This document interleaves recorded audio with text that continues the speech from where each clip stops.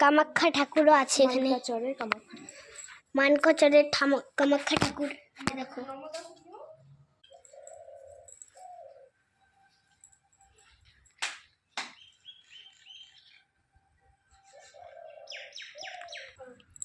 দেখো আমার মাসি এটা হাঁটতেছে, সেই সুন্দর রাস্তা। আমাকে তো ওই মন্দিরটা বহুত সুন্দর লাগলো। আমার মাসিকে একদম সিন্ডারেলার মতন করতেছে নাটক, আরো লজ্জাও পাচ্ছে। টাটা গাইস, তো আমাদের পুরো মন্দির ঘোরা হয়ে গেল।